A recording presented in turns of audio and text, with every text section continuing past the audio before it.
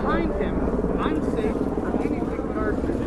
So what I can do, and I do in this race Al rips a lot, is I, with a 7.5 foot glaive or whatever you have, I can stand back here and mama bird him.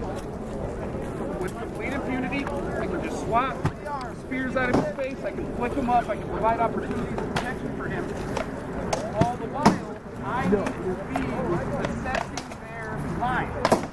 Communicate. If you have to leave this guy, you've been working with him, you got to say, John, I'm out of here, and move on, right? So he knows that he's not surprised that he's exposed.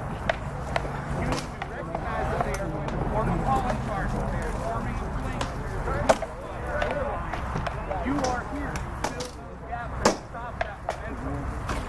Column charge, plus marshal two times. Marshal two. System with complete countercharge and knock them down so that you guys can kill them.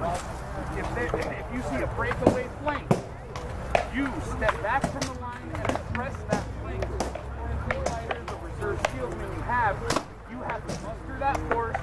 You're kind of the spackle of the line. You have to fill in all the gaps. You have to reinforce all the weak points.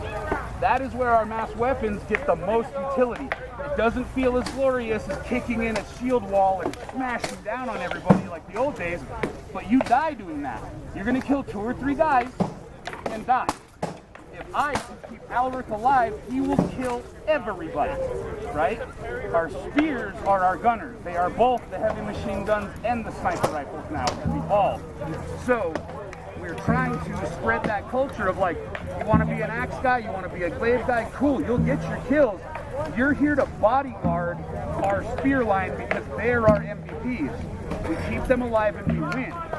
If you feel that a charge is coming, you can go diagonal and brace your whole line and plant yourself. Most mass weapon guys, if you catch the theme, are bigger dudes.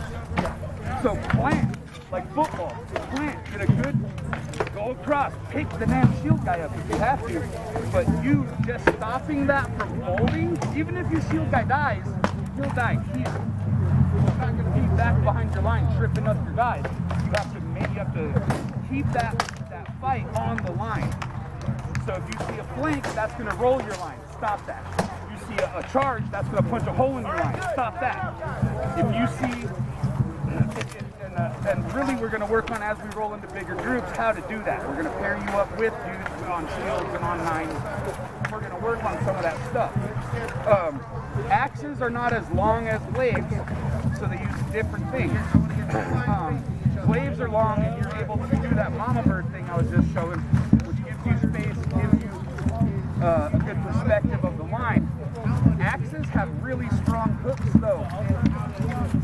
Don't feel conflicted about grabbing this and pulling it down. Don't feel bad about ripping a shield open so this dude gets blasted by a knife. Create opportunities. You're there to create the opportunities for your spearmen to succeed, and then shut down the opportunities for the other line, right? Does that make sense to everybody? All right. So when you have a longer glaive, I would like you guys to really practice mama birding how I just showed you, because it's kind of awkward at first. But once you start working with the same spear guys and you kind of like catch the rhythm, it's more efficient than a shield because I don't block their view. I'm also not crowding them. If I was the mama bird on with a shield, I'm like right on him. Right. Now our feet are limited. Right. We're gonna step on each other. We're gonna trip each other. As a glaive guy, I'm way back here, mama birding this dude. All you need to do is block right here. Those motions are subtle. You don't have to do a lot. Motions are subtle. Yeah. So if you can just flip spears out of their way, that's going to do a lot, but you have to learn how to do it because it's not for fans. So practice that when you can. It's also a good activity if you're absolutely gassed. You're still getting utility out of yourself while regaining your stamina. You can just kind of hang back and be a threat and kind of chill and breathe, get your gas back up, and then readdress whatever you want to do. We are also going to have, they're going to be covering a little bit the difference between a line shieldman and a reserve shieldman. Reserve shieldmen are our best friends, right? They're going to do the same jobs we do, but they're way harder to kill.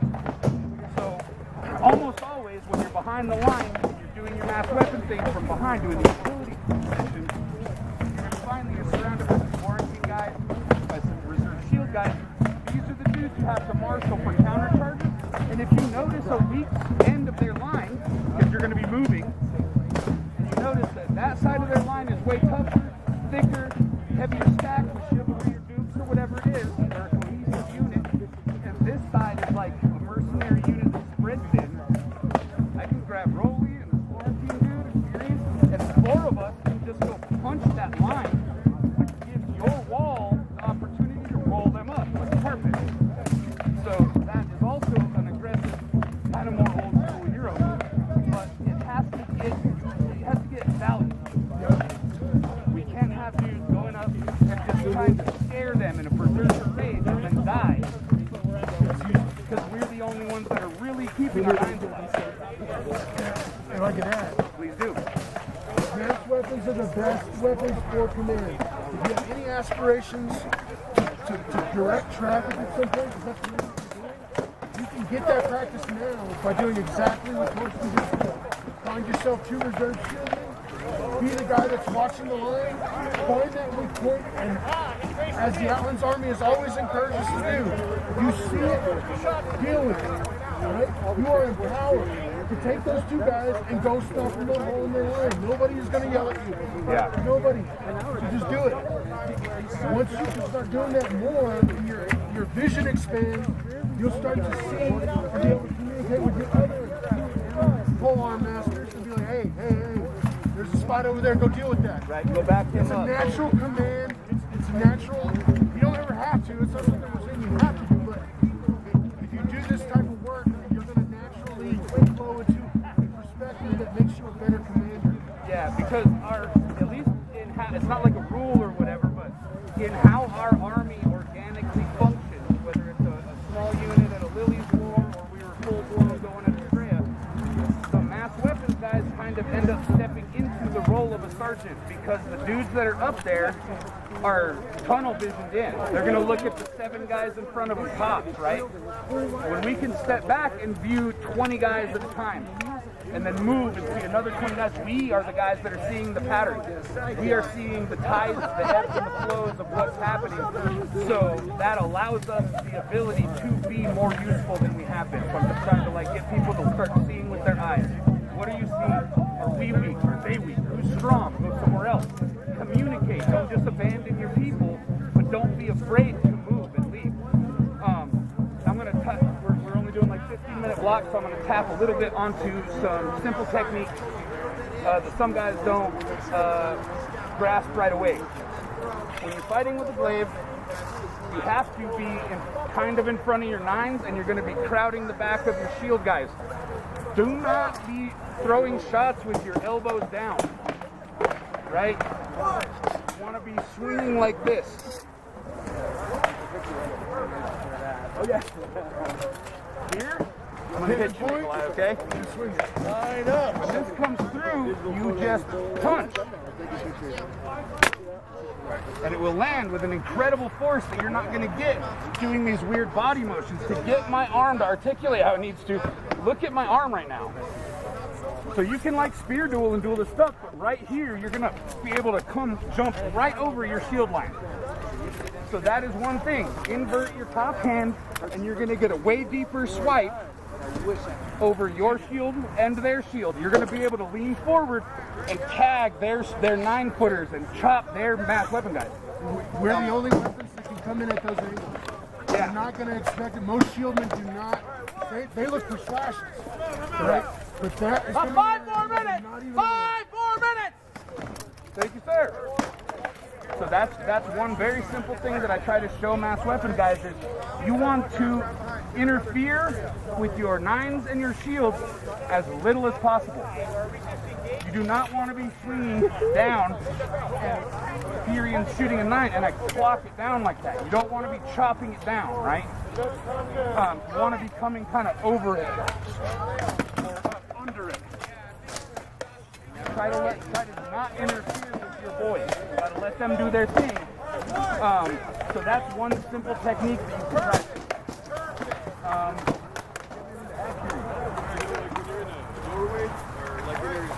situation where there's a solid wall, you don't have to worry about getting hit, and you're kind of out of the way, and there's 9-footers that are reaching the 9s next to you, you want to disrupt those as much as possible too. So if you could pin them down for a second, knock them high, give your fighters a chance, not necessarily like the mother burning scenario, but kind of like an around the corner scenario. Disrupt them as much as possible, piss them off, make them work harder than they need to try to even get a shot through to your guys and give your guys all the opportunities that you can. Yeah, or just, you don't have to pin it down, just tap them, hit them. All you're doing is disrupting, degrading their spirits. Just tap, tap, and keep on doing that. There's a saying in boxing, right, where if you're going to slip a punch, you only need to move 4 inches. You don't need to move your whole head out of the way. They're aiming for a specific thing. So if you move 4 inches, you're going to slip that punch. So if I'm throwing, this experience moves 4 inches, right? All I have to do is get me off that much. So if you can hide inside a wall, like he's talking about, and just harass their weapons, pin them up into the corner of the frame of the door or whatever, that will get your guys killed. Yeah. And they get frustrated as shit. Yeah, you're drawing aggro to yourself too. Now they're wondering all this geometry of how do I get this guy, and then they're gonna get killed. And then you get a shieldman who thinks he's hot shit and can throw a shot around that, and he'll spend the rest of the melee trying to hit Just you, wrapping around the doorway. wrapping around the doorway, effectively taking him out of the scenario. Lots of times when you aggravate them enough, like say I'll step forward and blade this one, really into that competition. And I'll be really defensive, and I'll make them want to hit me so much more than give our guys out the targets, and they don't have to worry as much because they're busy trying to hit me. All that's valid. That's good stuff. We're basically aggro mitigation, right? If it was a video game, we'd be trying to get as many people to target me as possible and then somehow survive while my boys hit all their damage abilities, right? Like that's the deal. So if you could just stay focused on shutting down opportunities for your opponent and facilitating opportunities for your people. We need to be clear about communication. I'm here with you. I'm leaving. Just communicate to your spearman or your shield guy or whoever you're working with, and don't be afraid to turn around and be like, you two with me. We're gonna go punch a counterflank. We're gonna, do whatever you're gonna do. Use your eyes. We have the best seats in the house. Only archers have us. When we are behind the 9s, only archers have us. Now another common thing is our shield wall will break and let our spears step forward, right? They'll fight, they'll duel, a guy will charge them, they will run straight back. So as he's teaching them, I'm teaching you, make a hole. Let that spear guy retreat, close the door. You and the shieldman will let him through, close the door, kill the guy that's running Alric or whoever down, and then they can reassess if they live. Every time you stop him from getting killed, he kills 5 more men. So keep that up, right? Look at those simple motions that are repetitive. What always happens? What happens? Our spears go forward to kill. Then what always happens? They try to run him down. So how do you stop that? If it always happens, how do you stop that? Give them the exit, stop them from entering, and then you can retake ground and whatever, and it works better. Look at that thing too. Thorsten was talking 1 minute! 1 minute! counter-charging and oblique charge. Like say you're kind of in line here and you see a charge either going that direction or this direction, and you run the oblique on there. It's totally legal to half tools on tools. You can hit them, half them right in the shield, half them in their swords, their weapons, half them with your tools on their tools. It's completely legal and understandable. You don't have to worry about unless you have them right in the head or something, which happens all the time. But I would avoid that. And generally speaking, on this half of the country, most people are not going to give you shit about that. Right. It's when you go east, where they get pissy. So, when you're hitting a column charge, you want to hit it from the side, and you want to have your weapon horizontal, because instead of me pushing just Nikolai, I'm pushing all three of you. And when you're all full bore that way, it's easy for me to knock all three of you big dudes over, because all of your weight is forward, and you're trying to rush Jimmy. I'm going to come from the side and tip all of you dudes over, and even if you don't totally biff it, you're going to stop, your momentum is going to be lost, your uniformity is going to be gone, and you're going to die. At the worst, you're not going to kill who you wanted to kill. kill. Maybe you guys survived, but your move didn't work. Right? So you're just there about shutting down that kind of stuff. Listen, because you're calmer. You're not having to worry about so much stuff. Listen to them. Call them charge on me. Call them charge on me. 1, 2, 3. They will give you the keys to their plays. We're all speaking English. It's not like actual medieval battle where I don't understand what you're saying. Listen to them. You can predict them hearing. So when they call them charge, you look around because he'll be like this. On me. On me. Look. Yep. And then so me and Fury go across from that dude. 1, 2, 3. And they go and I charge and he kills. Yeah. If you need some water, get it. Water down if you need it. Water down. Rolly, where's your stuff? Right over here.